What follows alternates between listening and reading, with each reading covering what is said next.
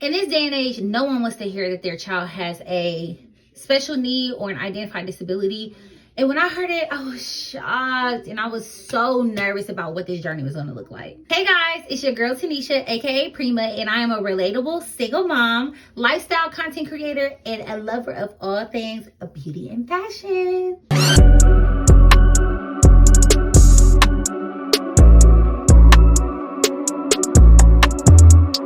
Welcome back to my channel, guys. Today I want to talk to you guys about the journey of me finding out my son's disability and also some of the steps that I took, and we're going to do some skincare and lashes. So first things first, I love doing my skincare before I do any of my beauty things. So I'm going to go in with this Neutrogena oil-free gentle scrub. I'm going to do a toner, and then for my moisturizer, I usually just do CeraVe's daily moisturizing lotion. These three, triple threat. Okay, gonna wet my face a bit.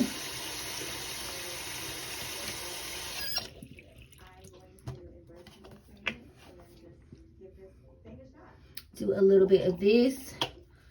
So when my son was about 2.5, we started seeing some aggressive behaviors, but of course, you know, he was 2.5. Like, come on now, like, what 2-year-old are we going to diagnose? Now, at 3 years old, they do early diagnosis for kids that have autism, but we didn't really see any signs of autism. So I wanted to kind of wait a while just to see if this was really truly an issue. And so since it was just more like age appropriate behaviors, I didn't really think anything of it until he got to preschool, and that's when it got super chaotic.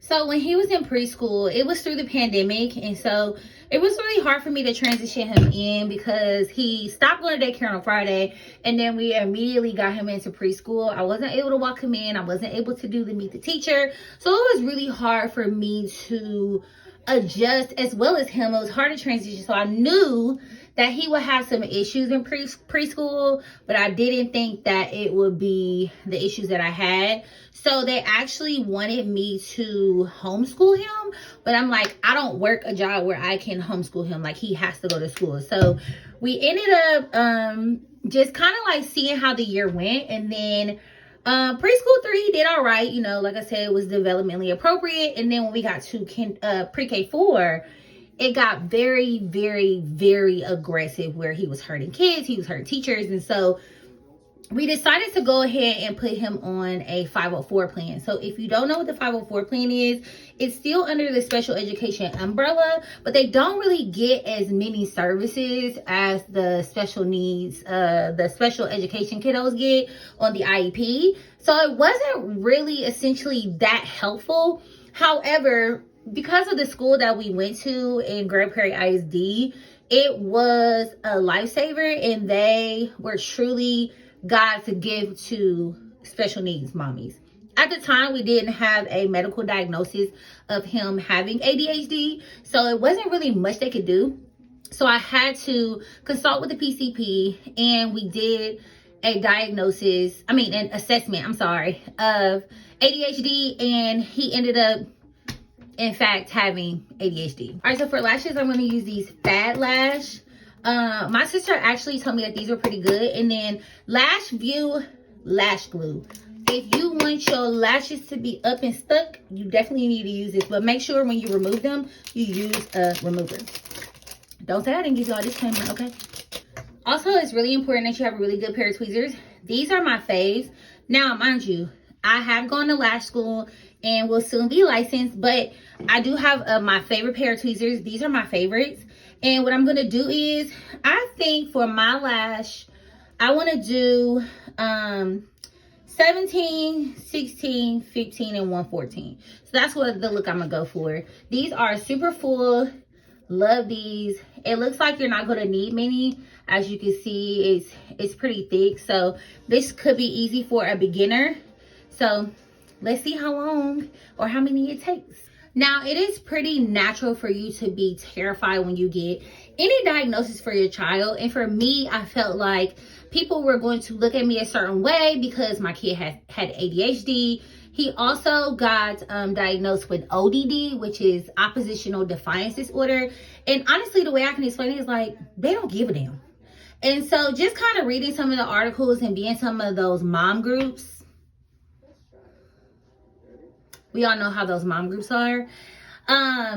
They really make you feel bad about your kids getting that diagnosis. Like, oh, they don't have structure at home. And like, my son has structure. So I really didn't know where it came from.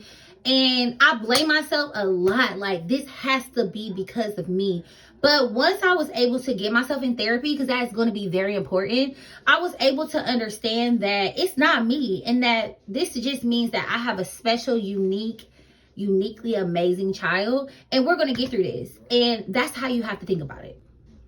So we got through pre-K4 with our 504 plan, and when we got to kinder, it was truly a struggle, guys. Like, my son was in the principal's office every single day of his first quarter of school, and it was to where like he wasn't even able to be he wasn't able to be instructed because he was too busy in the office with packet work.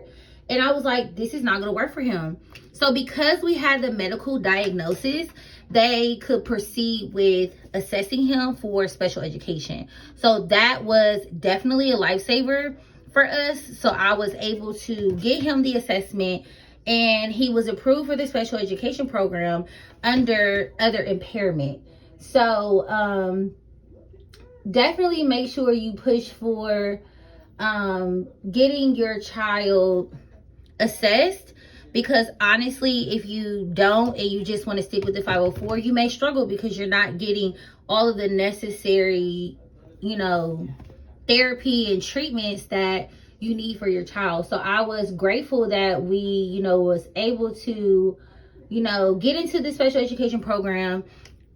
And we also had to do a school placement, which I was terrified of, but the school placement really changed our lives for the better. So don't be nervous if they say, hey, this school can't give your child what they need.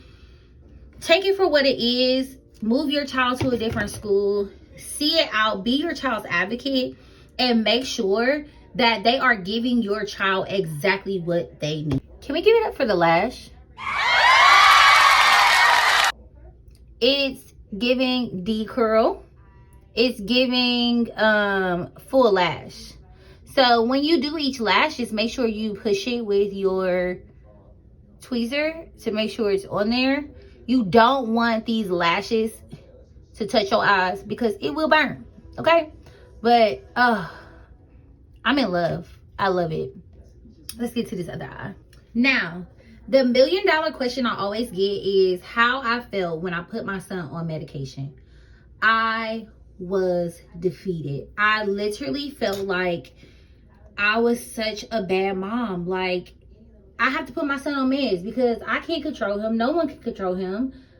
And honestly, I just felt like a bad mom. I felt like a terrible mom. Like, why do I have to put my son on something that's going to control him?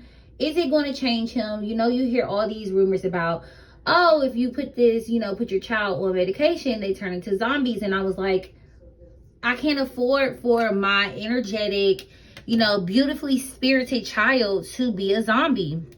And I soon learned that with education and really just doing research, that no, they do not become zombies. No, they do not, lose sight of who they are. Trust me, people that know me, my son has not lost his drive, his spirit, his personality, any of those things. And so I felt so good after seeing like a couple months of him on the meds, because honestly, it was a life-changing experience. He went from 35% of his IEP to hitting 85% goals on his IEP. And it was amazing. It was an amazing change. I was able to just feel comfortable with him, going to school, and I felt comfortable with him making friends, and it was just a beautiful experience. And It's terrifying, like I said, at first. But once you know, truly educate yourself and become an advocate for your child, like, it just makes it such a beautiful experience, and it makes it easier for you to maneuver through. And I am grateful for my team. I'm grateful for my support system. I'm grateful for my family that was there for me. And right now, my son is excelling. He's in first grade now. We are at the same school that we did the placement change to. He loves it there. He has friends. He also plays sports. He plays football and soccer, and he loves it. He's able to be in group activities. And like I said, it was just a life changer for us. So, you know, don't be scared to speak up for your child. And